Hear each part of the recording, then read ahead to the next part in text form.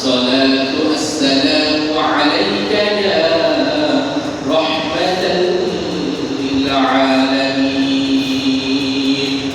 الحمد لله সকলে বলি আলহামদুলিল্লাহ আল্লাহ পাক রব্বুল আলামিন লাখ কোটি শুকরিয়া যে মহান রব আমাকে আপনাকে মহব্বত করে ভালোবেসে সাইয়্যিদুল আইয়াম জুমার দিনে সাইয়্যিদুল মাকান আল্লাহর তার কাছে এসে কথা বলার তৌফিক দান করেছেন সেই মহান রবের কাছে শুকর আদায় করি আলহামদুলিল্লাহ আল্লাহ তাআলার লাখ কোটি শুকরিয়া যে আল্লাহ তাআলা আমাকে আপনাকে ঈমানের উপরে থাকার তৌফিক দান করেছেন ঈমানের দৌলত দান করেছেন যে ব্যক্তি ঈমানের এই দৌলত দিয়ে শুকরিয়া আদায় করবে সর্ব অবস্থায় আল্লাহ তাআলা তাকে ঈমানি মৃত্যু দান করবেন সুবহানাল্লাহ যে ব্যক্তি ঈমানি এই দৌলত পেয়ে আল্লাহর কাছে শুকরিয়া আদায় করবে যে আল্লাহ তাআলা আমাকে ঈমানি দৌলত দান করেছেন আল্লাহ তাআলা তার ঈমানি অবস্থায় ঈমান নিয়ে মৃত্যু দান করবেন এজন্য ঈমান নিয়ে আমরা সবাই মৃত্যু চাই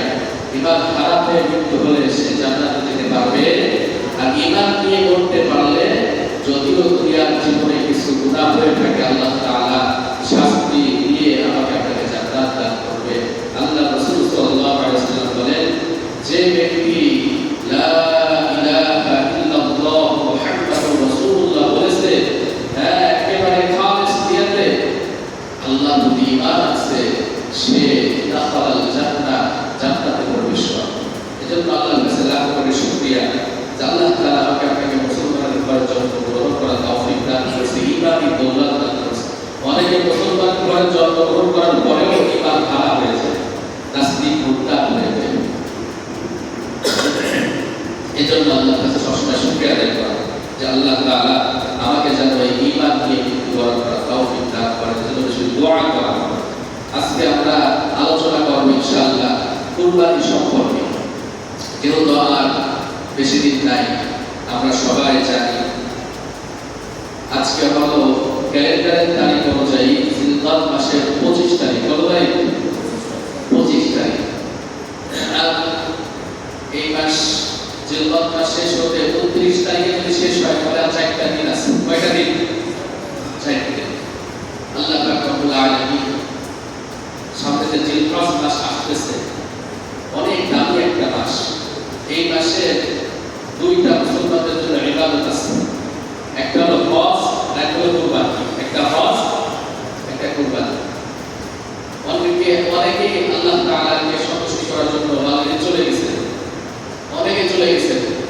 আবার অনেকে যাইতেছে সামনে যাবে ইনশাআল্লাহ এজন্য আমরা সব সময় চেষ্টা করব আল্লাহ তাআলার যে হুকুমগুলো আছে আমার উপর যদি ওয়াজিব হয় ফরজ হয় সেগুলো পুঙ্খানুপুঙ্খভাবে আদায় করা এটা আমরা চেষ্টা করব ইনশাআল্লাহ যেহেতু আল্লাহ তাআলা আমাকে আপনাকে দুনিয়ার জন্য পাঠাইছেন আল্লাহর হুকুম মানার জন্য আল্লাহ তাআলা অন্য উদ্দেশ্য দিয়ে আমাকে আপনাকে পাঠাতেন আল্লাহ তাআলা পাঠিয়েছেন আল্লাহর গোলামি করার জন্য এজন্য এই জিলহজ মাসের কয়েকটি আমল আছে তার ভিতরে একটা হলো যারা কুরবানি দিবে আর যারা দিবে না জিলহজ মাসের 28-29 তারিখের ভিতরে মানে জিলহজের চাঁদ ওঠার আগে যদি কোনো আল্লাহর বান্দা বান্দি এই নখ চুল পশমগুলো কেটে পরিষ্কার পরিচ্ছন্ন হয়ে যায় এরপরে ঈদুল আজহা নামাজ শেষ করে এসে আবার এইগুলো পরিষ্কার পরিচ্ছন্ন করে আল্লাহ রাসূল সাল্লাল্লাহু আলাইহি ওয়াসাল্লাম বলেন তাদেরকে আল্লাহ তাআলা কুরবানি করার সওয়াব দান করবেন সুবহানাল্লাহ অনেকে আমরা কষ্ট পাইতে পারি যে আল্লাহ তাআলা এত সওয়াব দিয়ে রাখছেন এই কুরবানির ভিতরে কিন্তু আল্লাহ আমাকে সম্পদ দেয় নাই টাকা পয়সা দেয় নাই তাহলে কি আমি এর থেকে মাহরুম হয়ে যাব দেখেন আল্লাহ তাআলা কত দয়া করছে মায়া করছে আমাকে আপনাকে কোনো কিছু থেকে মাহরুম করেন না গরিব হইছিটা কি হয়েছে সম্পদ আল্লাহ দেয় এটা কি হয়েছে কিন্তু কোনো বান্দা বান্দি যদি এই নিয়তে যে আমি এই যে হাজী সাহেবদের সাথে যারা কুরবানি বা মিলাদের সঙ্গে একটু একত্র হয়ে এই আমলগুলো করব যে আমি নখ চুল মোষ যে পশমগুলো আমরা কেটে থাকি এইগুলো জিলহজ মাসের 28 31 জিলহজের চাঁদ ওঠার আগে পরিষ্কার পরিচ্ছন্ন হয়ে যাব, আবার ঈদুল আজহার নামাজ আদায় করে সেই পরিষ্কার পরিচ্ছন্ন করবো। এই 10 দিনের ভিতরে আর এগুলো কাটবো না, এই 10 দিনের ভিতরে আর এগুলো কি করবো না, কাটবো না। তাহলে আল্লাহ রাসূল সাল্লাল্লাহু আলাইহি ওয়াসাল্লাম বলেছেন কুরবানি করলে যেমন সওয়াব, যে প্রত্যেকটা পশু যে কুরবানি করতেছে প্রত্যেকটা লোমের বিনিময়ে আল্লাহ তাআলা একটা করে দিয়ে দিতে বলেন সুবহানাল্লাহ। আমি আপনারও এই একই পাবো ইনশাআল্লাহ।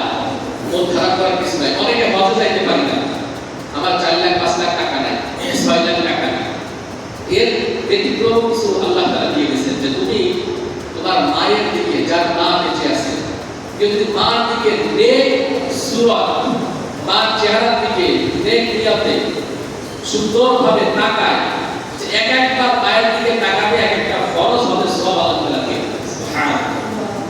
হাদিসের ভিতরে আসছে যে তোমার সমর্থ নাই হজে যাওয়া, এজন্য যাদের মা আছে মায়ের দিকে যে নেক নজরে তাকাবে, নেক নজরে মা চলে গেলে আমি পাবো, এই সওয়াব অধিকারী হতে পারবো। এজন্য যাদের মা বেঁচে আছে বেশি খেদমত করবো, পিতা মাতার খেদমত করবো। আল্লাহর গোলামির পরেই পিতা মাতার স্থান। ওয়াকাদা রাব্বুকা আল্লা তা'বুদু ইল্লা ইয়্যাহু ওয়া বিল ওয়ালিদাইনি ইহসানা। আল্লাহ তাআলা বলতেছে আমার ইবাদত করার পরে পিতা মাতার সাথে ইহসান করো, উত্তম ব্যবহার করো। এজন্য মা যাদের আছে, পিতা যাদের আছে, হাদিসের ভিতরে আসছে যে হজে যাওয়ার সামর্থ্য নাই, হজ করার সামর্থ্য নাই, টাকা পয়সা নাই, মায়ের দিকে নেক নজরে তাকাও, আল্লাহ তাআলা কবুল হবে সওয়াব দান। সুবহানাল্লাহ। এজন্য পিতা মাতার দোয়া অনেক বড় দোয়া, অনেক বড় দোয়া। পিতা মাতা আল্লাহ রাসূল সাল্লাল্লাহু আলাইহি ওয়াসাল্লাম বলেছেন যারা দুইজনকেই পেয়েছো তারা দুইজনকেই খেদমত করবা, তাদেরকে জান্নাত কামাই করে রাখবে, জান্নাত কামাই করে রাখবে। এজন্য আমাদের যাদের পিতা মাতা আছে অবশ্যই তাদেরকে খেয়াল করো, কারণ দুনিয়াতে সব কিছু ডাবল ডাবল পাওয়া যায়, কিন্তু পিতা মাতা চলে গেলে আর পিতা মাতার মতো আর কিছুই পাওয়া যাবে, পিতা মাতার মতো আর কিছুই হবে না, পাওয়া যাবে না কোনোদিন। আপনার গাড়ি একটা আছে, ইচ্ছা করলে ওর থেকে ভালো একটা গাড়ি কিনতে পারবেন, বাড়ি একটা আছে, ইচ্ছা করলে ওর থেকে ভালো বাড়ি করতে পারবেন, আল্লাহ আপনাকে সামর্থ্য দিবে। কিন্তু পিতা মাতা যদি চলে যায়, যতই টাকা পয়সা থাকুক, ওই পিতা মাতাকে আর ফিরে পাওয়া সম্ভব। এজন্য সবাই থাকতে সবাই কদর করা, পিতা মাতা থাকতে পিতা মাতার কদর করা। চলে গেলে কাঁদলাম আর মুখে খাওয়াইলাম, আহা আব্বা আমার খেদমত করতে পারলাম না, মা আমার খেদমত করতে পারলাম না। এই জন্য থাকতে কদর করা, থাকতে কি করা, কদর করা। যে আলোচনা করতেছিলাম যে এই জিলহজ মাসে যে আমলগুলো আছে তার ভিতরে প্রথম হলো আমরা এই নখ চুলগুলো জিলহজ মাসের শেষে কেটে ফেলবো, জিলহজ মাসে চাঁদ ধরা। 2 নম্বরে এই রাতগুলোতে বেশি বেশি ইবাদত করো, বেশি বেশি কি করবো, ইবাদত করবো, যতটুকু সম্ভব শরীরে যতটুকু কুলায় বেশি বেশি নফল ইবাদত করি। আল্লাহ রাসূল সাল্লাল্লাহু আলাইহি ওয়াসাল্লাম এই জিলহজ মাস চাঁদ ওঠার পর থেকে পুরো 9 তারিখ পর্যন্ত একটানা রোজা রাখতেন। এই 9 দিন কি করতেন, যাদের শরীর ভালো আছে চেষ্টা করেন। আমরা অনেকে ডাক্তারের পরামর্শ অনুযায়ী রোজা রাখি, ডাক্তার বলছে ফ্যাটি লিভার হয়েছে এখন রোজা রাখতে হবে, সপ্তাহে 2 দিন দিয়ে আমরা ঢুকি ডাক্তারের কথা শুনি। আল্লাহু আকবার। আল্লাহ রাসূল সাল্লাল্লাহু আলাইহি ওয়াসাল্লামের যে সুন্নাতগুলি আছে, আল্লাহ রাসূল সাল্লাল্লাহু আলাইহি ওয়াসাল্লাম সপ্তাহে 2 দিন রোজা রাখতেন, সোমবার আর বৃহস্পতিবার। এখনকার যে ডাক্তাররা আছে ফ্যাটি লিভার বলে বলে রোজা রাখেন, কি রাখেন, আল্লাহ রাসূলের সুন্নাতের ভিতরে অবশ্যই আমাদের জন্য উপকার আছে, দুনিয়ার উপকার, আখিরাতের উপকার। জাহাঙ্গীর কবির স্যারের কাছে যাবেন, বলবেন রোজা রাখেন, ফ্যাটি লিভার হয়েছে রোজা রাখেন, বেশি চর্বি হয়ে গেছে, কোলেস্টেরল বেড়ে গেছে, রক্তে চর্বি হয়ে গেছে রোজা রাখেন। আজিব ব্যাপার, আমরা ডাক্তারের কথা ঠিকই শুনি কিন্তু আল্লাহ রাসূলের কথা শুনতে রাজি। আল্লাহ আল্লাহ আমাদের বোঝার তৌফিক দান করুন। আমরা মানুষ ভুল হতে পারে, কিন্তু আল্লাহ তাআলা আমাদেরকে মাফ করে দিবে। এই ওয়াদাও করছে যদি আমি মাফ চাই, মাফ চাওয়া, যদি আমি ফিরে আসতে চাই যে আল্লাহ আমার ভুল হয়ে গেছে, আমি তো মানুষ, মানুষের ভুল হবে, কিন্তু ভুলের উপরে থাকা যাবে না, অটল থাকা যাবে না। আমরা অসুস্থ হলে কি করি, আমরা অসুস্থ হলে ডাক্তারের পরামর্শ নিই কি জন্য, যাতে করে আমি সুস্থ হতে পারি। তা আমার গুনাহ হয়ে গেছে, আমার জন্য তো ঔষধ আছে, তাও বা ঔষধ আল্লাহ দিয়ে দিয়েছে, তাও বা বেশি বেশি আমরা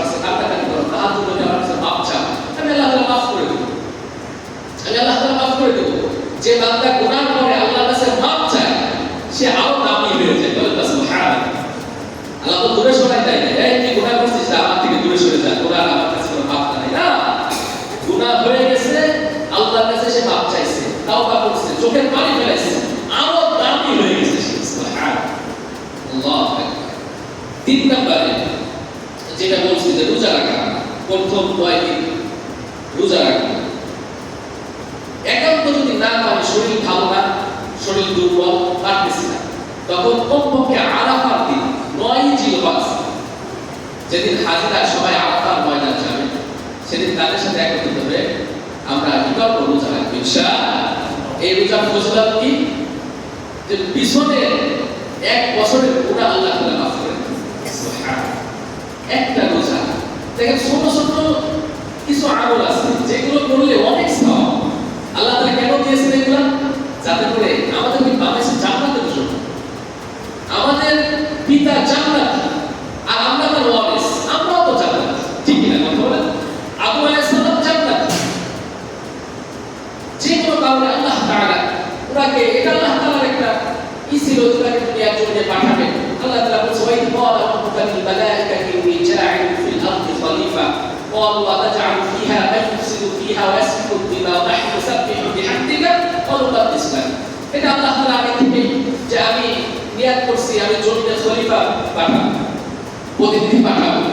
ফেরেশতারা বলছে, কি দরকার? আমরা তো আছি, আমল করতেছি, আমরা তাসবিহ তাহমিদ পাঠ করতেছি, আপনারা যদি এদের মন না ভরে আরো বলেন, আমি আরো বাড়াই দেব, এটাতে পাঠাবে, কারাবাড়ি হামদি করবে। আল্লাহ ওকে একটা কথা বলেছিল, ক্বালা ইন্নী আ'লামু মা লা তা'লামুন, আমি যা জানি তোমরা তা জানো। এই যে আমরা আসছি কাকে খুশি করার জন্য? আল্লাহকে খুশি করার জন্য এখানে আসছি। আমাদেরকে টাকা দেবে না, পয়সা দেবে না, খাওয়াবে না, এই যে আসছে আল্লাহর গোলামির জন্য। আল্লাহ তাআলা আমাকে করে জুমার নামাজ, জুমার সালাত ফরজ করছে, এটা আল্লাহর গোলামির জন্য আমি এখানে আসছি। এই যে আপনারা আধা ঘন্টা, 20 মিনিট, 40 মিনিট, 45 মিনিট বসে এই যে কোরআনের কথা শুনতেছেন, হাদিসের কথা শুনতেছেন, এরপরে নামাজ আদায় করবেন, এটা কার জন্য করতেছেন বলেন? আল্লাহর জন্য। তা যখন আমরা এখানে আসি, আল্লাহ তাআলা ফেরেশতাদেরকে ডাক দিয়ে গর্ব করে বলেন সুবহানাল্লাহ। তোমরা বলছিলে এটা বাড়াবাড়ি করবে, হানাহানি করবে, হ্যাঁ এটা উচ্ছৃঙ্খল হয়ে যাবে দুনিয়ায়, যে কই দেখো আমার বান্দারা আমার কথা শুনতেছে, আমার বরদের কথা শুনতেছে, আমার গোলামি করতেছে, আমার কুদরতি কদমে সিজদা দিচ্ছে। আল্লাহু আকবার। তোমরা সাক্ষী থাকো, আমার বান্দাকে মাফ করে দেন। সুবহানাল্লাহ। এটা এমন একটা মাজলিস যেখানে বসলে গুনাহ মাফ হয়, নেকি দেখা। আমরা বুঝি না, এজন্য অনেকে এই মাজলিসের কদর বুঝতেছি না, এখন দাম বুঝতেছি না। আল্লাহ তাআলা সেই মহব্বত এখন অন্তরে ঢুকাইতে পারি না, আখিরাতের মহব্বত, আখিরাতের ভয়, কবরের ভয় অন্তরে ঢুকাইতে পারি না। এজন্য এই মাজলিসের কদর বুঝি না। একদিন বুঝে আসবে, যেদিন বুঝে আসে কোনো লাভ হবে না, কবরের জগতে যেদিন চলে যাব। আমার যদি এখন ডাক চলে আসে, মালাকুল মাউত হাজির হয়ে যায়, আমাকে সবাই কি করবে? তাড়াতাড়ি করে আমার দাঁত থেকে আমার জামাটা খুলে নেবে, আমার হাত থেকে ঘড়িটা খুলে নেবে, হ্যাঁ শরীর থেকে সব জিনিস খুলে নিয়ে আমাকে একটা চাদর দিয়ে প্রাথমিক পর্যায়ে ঢেকে রাখবে। হয় ওই উঠানে রেখে দেবে, ভাই বাড়ির বারান্দায়, আমরা সিঁড়ি ঘরে রেখে দেবে আমাকে সবাই। আমার 5 তলা 10 তলা থাকলেও আমাকে আর বলা হবে না যে আমার বেডরুমে আজকে রেখে দাও, আর কেউ বলবে না। সবাই তাড়াতাড়ি গিয়ে তার গোসল করাও, গোসলের ব্যবস্থা করো, কাপড়ের কাপড় পরাও, কবর কোথায় হবে সবাই কবর খুঁজাও শুরু হয়ে যাবে।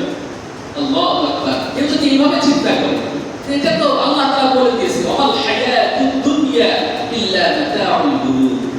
দুনিয়াটা একটা ধোঁকার জায়গা, আমরা সেই ধোঁকায় পড়ে গেছি। বলছে কি কেমন ধোঁকা? আল্লাহ তাআলা দুনিয়ায় পাঠাইছে, আমরা দুনিয়াকে কেন ধোঁকা বলতেছি? হ্যাঁ, এই দুনিয়া থেকে আপনি অনেক দামি হতে পারি, জান্নাতের সার্টিফিকেট পাইতে পারি, যেমন আশারে মুবাশশারা সাহাবায়ে কেরামরা পেয়েছে, সাহাবায়ে কেরামরা পেয়েছে। এই দুনিয়া থেকেও আমি ভালো কাজ করে আল্লাহর নৈকট্য হাসিল করতে পারি কি পারি না বলেন? যে ফেরেশতাদের থেকেও আমরা দামি হয়ে যেতে পারি, বলেন সুবহানাল্লাহ। আদম আলাইহিস সালামকে সিজদা করাইছে কি করাইছে না ফেরেশতা দিয়ে? কেন? সে তো মাটির তৈরি।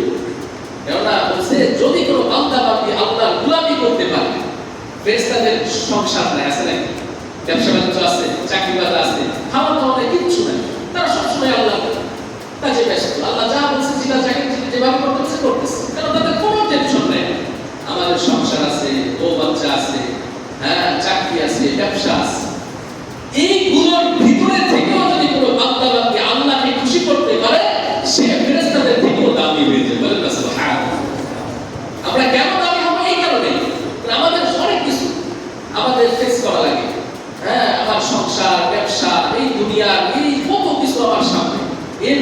কেউ আল্লাহকে খুশি করতে পারে, আল্লাহকে সবসময় সামনে রাখতে পারে, আল্লাহর হুকুমগুলো মানতে পারে, যে আল্লাহ এটা করতে বলছি, এটা করলে আল্লাহ তাআলা খুশি হবে, এটা করলে আল্লাহ নারাজ হয়ে যাবে, এইভাবে যদি কেউ চলতে পারে, আল্লাহ তাআলা বলেন আম্মা মান খাফা মাকামা রাব্বিহি ওয়া নাহা নাফসা আনিল হাওয়া, যে বান্দাবান্দি আমাকে আমার সামনে দাঁড়ানোর ভয় করে, ওয়া আম্মা মান খাফা ইয়াখাফু ভয় করা, মাকামা আমার সামনে দাঁড়ানো, তো ওয়া নাহা নাফসা আনিল হাওয়া, তার নফসের যত খায়েশিয়াত আছে সেগুলো থেকে সে বিরত থাকে। তার নফস চাইতেছে এখন খারাপ কাজ করতে, কিন্তু সে নিজেকে বোঝাইছে না এই খারাপ কাজ করলে আমি আল্লাহর সামনে দাঁড়ায় কি জবাব দেব। এই যে আল্লাহকে ভয় করা, তো ফাইনাল জান্নাতা হিয়াল মাওয়া, তাকে জান্নাতের মেহমান করা, সুবহানাল্লাহ, যেভাবে চলতে পারে জান্নাতুল ফিরদাউস থেকে দান করা, শুধু আল্লাহকে ভয় করে চলা, আল্লাহর সামনে দাঁড়ানোর ভয় করা। যে কথা বলতেছিলাম জিলহজ মাসের কমপক্ষে যদি আমরা 9 দিন রোজা রাখতে পারি আলহামদুলিল্লাহ সবথেকে ভালো হয়, আর কমপক্ষে আমরা হয় 9 জিলহজ আরাফার দিনে এই দিন আমরা রোজা রাখব। 5 নম্বরে তাকবীরে তাশরিক, আল্লাহু আকবার আল্লাহু আকবার লা ইলাহা ইল্লাল্লাহ আল্লাহু আকবার ওয়ালিল্লাহিল হামদ। এটা 9 জিলহজ ফজর থেকে নিয়ে 13 জিলহজ আসর পর্যন্ত, 9 জিলহজ ফজর থেকে নিয়ে 13 জিলহজ আসর পর্যন্ত পড়তেই সময় কয়েকটা প্রত্যেক ফরজ নামাজের পরে আমরা যারা মসজিদে আসবো, আমরা ইমাম সাহেব বলতে ভুলে গেলেও আমরা কিছু থেকে এরকম না, ইমাম সাহেব বলে থাকলে আমরা কেউ বলবো হয়তো তাই ইমাম সাহেব ভুলে গেছেন, আপনারা বলবেন অবশ্যই। এজন্য পরে বাম দিকে সালাম দিলে শেষ সবাই আল্লাহু আকবার একবার, কয়বার? এটা ওয়াজিব। এটা কি আমরা আর গিয়ে মাহবুবদেরকেও জানাই দেবো, তাদের জন্য এটা ওয়াজিব। মাহবুবদেরকে আমরা জানাই দেবো, আমার স্ত্রীকে আমরা জানাই দিতে হবে, আমার সন্তান মেয়ে সন্তান থাকলে তাদেরকে জানাই দেবো, সবাইকে আমরা জানাই দেবো যে একবার করে সবাই তাকবীরে তাশরিক, আল্লাহু আকবার আল্লাহু আকবার লা ইলাহা ইল্লাল্লাহ আল্লাহু আকবার ওয়ালিল্লাহিল হামদ। এটা আল্লাহ তাআলার বরকতের ঘোষণা করা হয়েছে। হাদিসে আমরা সবাই এই তাকবীর দিতেছে, হ্যাঁ সব সময় তারা চলছে তাকবীর দিতেই আছে। দেখা যায় যারা হজ করতে গেছি সব সময় তাকবীর চলতে থাকে, এজন্য আমরা সবাই এই বলি ইনশাআল্লাহ। আর বেশি বেশি আল্লাহু আকবার আলহামদুলিল্লাহ সুবহানাল্লাহ এই বাক্যগুলো আল্লাহর কাছে অধিক পছন্দ, আমরা সবাই সবসময় বলতে থাকবো, হাঁটতেছি চলতেছি এগুলো বলতে পারি কিন্তু ইচ্ছা করলে। 6 নম্বরে যাদের উপর কুরবানি ওয়াজিব হয়েছে অবশ্যই কুরবানি করুন ইনশাআল্লাহ। এরকম না যে আমি কুরবানি করলে এখন 20,000 টাকা আমার থেকে কমে যাবে, এরকম শয়তানের দোকান হবে, নফস শয়তান তো আছেই সবসময়। আরে ভাই দিনওয়ালা কে বলেন? আল্লাহ তাআলা। এই 20,000 আপনি যে আল্লাহর জন্য খরচ করতেছেন, আল্লাহ তাআলা ওইরকম 20,000 কেন 40, 60, 70, 80 আল্লাহ দিতে পারে না? আল্লাহ কোনোটাই কম নাই। আমরা অনেক সময় বুঝি এরকম শয়তান এসে বুঝায় যে তুই কুরবানি দিতেছিস, মানুষ মনে করবে তোর অনেক টাকা পয়সা, এই জন্য তুই কুরবানি দিতেছিস, মানুষের জেনে যাবে তোর টাকা পয়সা মেলা হয়ে গেছে।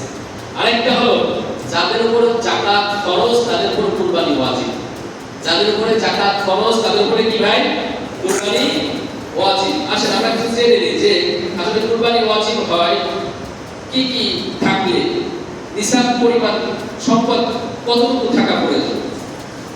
প্রাপ্তবয়স্ক ও সুস্থ মস্তিষ্ক সম্পন্ন ব্যক্তি প্রত্যেক মুসলিম নরনারী যে 10 জিলহজ ফজর থেকে 12 জিলহজ সূর্যাস্ত পর্যন্ত সময়ের মধ্যে নিত্য প্রয়োজনীয় বস্তু এবং ঋণ ব্যতীত নিসাব পরিমাণ সম্পদের মালিক হবে, তার উপর কুরবানি ওয়াজিব হবে। এখন নিসাব কতটুকু আসে? আর নিসাব হলো স্বর্ণের ক্ষেত্রে 7.5 ভরি এবং রূপার ক্ষেত্রে 12.5 ভরি। এছাড়া টাকা পয়সা ও অন্যান্য বস্তুর ক্ষেত্রে 7.5 ভরি সোনা বা 12.5 ভরি রূপার মূল্য সমপরিমাণ হওয়া জীবিকা নির্বাহের প্রয়োজনে আসে না। এমন জমিও যদি থাকে যেটা আপনার প্রয়োজন, এমন জমি ফেলার লস, ওইটার মূল্য আপনার করতে পারবেন। যে জমিটা আপনার অতিরিক্ত, আল্লাহ তাআলা যাকে আপনাদেরকে অনেক জমি দিয়েছেন, প্রয়োজন অতিরিক্ত বাড়ি, এমন বাড়ি অনেক 2-3টা বাড়ি থাকে যে একটা আপনার হয়ে যাইতেছে সবকিছু, এরপর আরো 2টা আছে এগুলো ভাড়া দেওয়া থাকে, যে এরকম অতিরিক্ত যদি বাড়ি থাকে, ব্যবসায়িক পণ্য এবং অপ্রয়োজনীয় সকল আসবাবপত্র কুরবানির হিসাবে হিসাবযোগ্য, কুরবানির হিসাবে হিসাবযোগ্য। এখন 7.5 ভরি আর 52 ভরি এখানে আসে। ওলামায়ে কেরামরা বলছেন যে 52 ভরি রূপার টাকাটা হিসাব করতে হবে। এখানে 7.5 ভরি সোনার টাকা হিসাব করলে অনেক টাকা। এজন্য এখানে সব কিছুটা বিবেচনা করে ওলামায়ে কেরাম এখানে 52 ভরি, এখানে 52 ভরি রূপার কত টাকা দাম আসে এটা হিসাব করে যদি আমার কাছে ওই টাকাটা থাকে বা এখানে যে হিসাবটা শুনলাম অতিরিক্ত জমি আছে, অতিরিক্ত বাড়ি আছে, হ্যাঁ আমাদের ব্যবসায়ী যে পণ্যগুলো আছে সব হিসাব করে যে আমাদের হিসাব যদি হয় কোম্পানি করবে ইনশাআল্লাহ।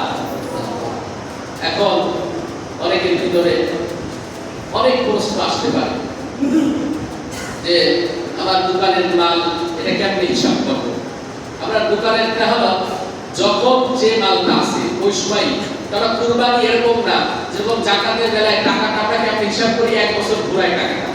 কুরবানির কথা এখানে আসছে 10ই জিলহজ ফজর থেকে 12ই জিলহজ সূর্য অস্ত যাওয়া আগ পর্যন্ত এর ভিতরে, এর আগে আপনি মনে করেন যে 1 টাকা মালিক ছিল, কিন্তু এই 3 দিনের ভিতরে আপনার কাছে টাকা চলে আসছে, টাকার ব্যবসায় লাভ হয়ে গেছে বেশি, এই সময় টাকা চলে আসছে, এই 3 দিনের ভিতরে যদি টাকা চলে আসে তাও আপনার জন্য কুরবানি ওয়াজিব। জাকাতের ক্ষেত্রে যেমন 1 বছর ঘোরা লাগে টাকাটা, কুরবানির ক্ষেত্রে এই টাকাটা ঘোরা লাগে। কথা বুঝে আসছে মনে হয় সব। আর যাদের বুঝতে সমস্যা নামাজের পরে ইনশাআল্লাহ আমার সাথে দেখা করবেন, সুন্দরভাবে কিতাব দিয়ে আপনাদের বুঝাইতে হবে ইনশাআল্লাহ। তো যে আলোচনা আজকে আমরা শুনলাম যে আল্লাহ তাআলা নিজে বলছেন ওয়া লিকুল্লি উম্মাতিন জাআলনা মানসাকান লিয়াযকুরুল্লাহি আলা মা রাযাকাহুম মিন বাহিমাতিল আনআম। আল্লাহ তাআলা বলছেন প্রত্যেক উম্মাহ, ওয়া লিকুল্লি উম্মাহ, কুল্লুন মানে প্রত্যেক উম্মাতিন জাআলনা মানসাকান লিয়াযকুরুল্লাহি আলা মা রাযাকাহুম, আমি তাদেরকে যে চতুষ্পদ জন্তু যে রিজিক হিসাবে তাদেরকে দিয়েছি, আলা মা রাযাকাহুম মিন বাহিমাতিল আনআম, আনআম মানে চতুষ্পদ জানোয়ার, যেগুলো আমরা চতুষ্পদ জন্তু গরু ছাগল ভেড়া দুম্বা উট, বলছে এটা যেন একমাত্র আল্লাহর নামে জবাই করা হয়। কার নামে জবাই হবে? আল্লাহর নামে। আর আমাদের পক্ষ থেকে আমরা এখানে একটা ভুল আমরা একটা বলে ফেলি যে হুজুর এই 7 জনের নামে এই নামটা বলে দেন, নাম হবে কার বলেন? আল্লাহ। আমাদের পক্ষ থেকে বলেন এই 7 জনের পক্ষ থেকে ইন্নামাল আ'মালু বিন্নিয়াত, আমার নিয়ত যদি খালিস থাকে আলহামদুলিল্লাহ, নিয়তের উপর সব কিছু নির্ভর করে, এরপরও বলাটাও যেন সুন্দর হয়। আমি কুরবানি করব কার জন্য? আল্লাহর জন্য। এখানে আমার বড় গরু সবাই দেখবে না, আপনি হবেন টাকা পয়সার মালিক, আপনি আল্লাহ তাআলা আপনাকে তৌফিক দিয়েছে বড় গরু কিনার, আলহামদুলিল্লাহ, আল্লাহর কাছে শুকরিয়া আদায় করুন। কার কাছে? আল্লাহ তাআলা আপনাকে আরো বারাকা দান করবে ইনশাআল্লাহ।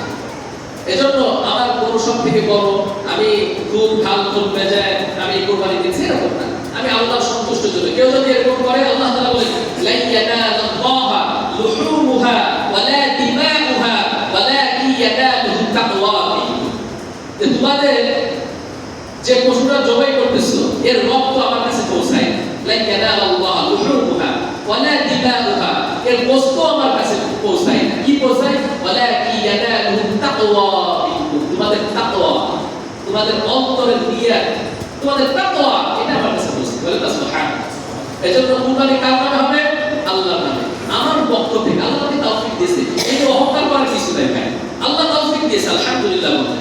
আল্লাহ তাআলা আমার আরো তৌফিক দেন, আমি যেন বেশি বেশি নিজে এটা নিজেও খাওয়া যায় এবং গরিব অসহায় পাড়া প্রতিবেশী আত্মীয় স্বজন এনাদেরকে দিবেন। বলছি কি এটা একটা মুসলমানদের ভিতরে একটা ভালোবাসা, একটা মহব্বত তৈরি হয় কুরবানির মাধ্যমে। বলেন সুবহানাল্লাহ। এটা যেন আরো হিংসা অহংকার আমার ভিতরে না আসে, এটা আমরা মুসলমান যেন মহব্বত তৈরি হয়, ভালোবাসা তৈরি হয়, এমন ভাবে আমরা চলাফেরা করবো ইনশাআল্লাহ, যে আমাদের কোনো অহংকার না আসে। তা যে কথা বলতেছিলাম যে আমরা সবাই এই নিয়াতে দিব যে আল্লাহকে খুশি করব। কাকে খুশি করব? আল্লাহ তাআলা। আল্লাহ তাআলা তো আমার প্রতি খুশি থাকে, কে কি বলতো, কে কি দেখলো, কে কি শুনলো বুঝলো এটা আমার দরকার নেই, আমার আল্লাহ যদি আমার প্রতি খুশি থাকে এতটুকু আমার জন্য যথেষ্ট ইনশাআল্লাহ। তাহলে আজকের আলোচনা হলো এই কুরবানি সম্পর্কে, আমাদের যাদের কুরবানি ওয়াজিব হয়েছে আল্লাহকে সন্তুষ্টি করার জন্য কুরবানি করব। আরেকটা হলো যে হুজুর আমি চাই একাকী দিব, আলহামদুলিল্লাহ কোনো সমস্যা নেই। অনেকের মনের ভিতরে খুঁতখুঁত থাকে যে আমি 3 ভাগে 5 ভাগে 7 ভাগে দিতেছি, যে ইনাদের টাকা, এটা আসলেই একটু দেখার বিষয়। 7 জন লোক একসঙ্গে দিতেছে, কার টাকাটা কেমন এটা আমরা অনেকেই জানি না, কার ইনকাম কোন পাশ থেকে কোন দিক থেকে আসতেছে এটা আসলে অনেক সময় জিজ্ঞেস করলে অনেকের মন খারাপ হয়। ঠিক আছে আলহামদুলিল্লাহ আপনার যদি এরকম মনে হয় তাহলে আপনি একটা ভালো মানের একটা খাসি কিনে নিয়ে আসেন। হ্যাঁ, আপনার সামর্থ্য অনুযায়ী আপনার যতটুকু আল্লাহ তাআলা দিয়েছেন আপনি একটা খাসি একটা ছাগল দিয়ে দিন, আলহামদুলিল্লাহ হয়ে গেল। তাহলে আপনার টাকা, আপনার তাকওয়া, আপনার নিয়ত আপনার কাছে সব একই ভাবে। আর যদি না আমি গরু দেব 3 ভাগে 5 ভাগে 7 ভাগে, এখন কথা বলছো বেজোর, জোর কি দেওয়া যাবে না? জোরও দেওয়া যাবে, 2 ভাগ 4 ভাগ 6 ভাগও দেওয়া যাবে, কোনো কথা নেই, দিতে পারেন। আপনারা 2 জন হয়ে গেছেন, 2 জন বলে কোনো মানুষ পেয়ে গেছেন, আলহামদুলিল্লাহ দিয়ে দেন। 4 জন পাইছেন, আলহামদুলিল্লাহ দিয়ে দেন। আরেকজনের জন্য বসে থেকে কোরবানি নষ্ট করার কোনো প্রশ্নই আসে না। 4 ভাগে দিলেও যে সওয়াব পাবেন, 3 ভাগে দিলেও সে একই সওয়াব পাবে। 6 ভাগে দিলেও যে সওয়াব পাবেন, 7 ভাগে দিলেও সে একই সওয়াব পাবে। সওয়াবের কোনো কমতি নাই। কথা বুঝাইতে পারছি? আর যদি 3 ভাগ 5 ভাগ 7 ভাগ আলহামদুলিল্লাহ দিয়ে দেন। আল্লাহ তাআলা বেজোর পছন্দ করে এইটাই। পছন্দ তো তেমন না যে আল্লাহ পছন্দ করে বলে আমাদের সওয়াব আমরা কমাই দেন না। আল্লাহ রাসূল 3টা খেজুর খাইতেন, অনেক সময় 2টা আছে ঠিকই, 2টা না খেয়ে বসে থাকতেন, 2টা খেয়ে দিয়েছি, আলহামদুলিল্লাহ। যখন যেমন পেয়েছি আল্লাহকে খুশি করার জন্য তেমন ভাবে আমরা আদায় করব ইনশাআল্লাহ। তাহলে যে আমলগুলোর কথা বলেছি, যে জিলহজের প্রথম 10 দিনে যে আমল আমরা আরেকবার শুনে নিই, যে প্রথম দিন জিলহজ মাসের 1 তারিখের আগেই আমরা সবাই পরিষ্কার পরিচ্ছন্ন হয়ে যাব, নখ চুল কাটা এগুলো থেকে পরিষ্কার হয়ে যাব। ঈদুল আজহার নামাজ আদায় করে এসে আমরা পরিষ্কার পরিচ্ছন্ন হব। তাতে কি হবে? আমার কুরবানি করা সব আল্লাহ তাআলা আমার আমলনামায় দিয়ে দিবেন। 1 নাম্বার।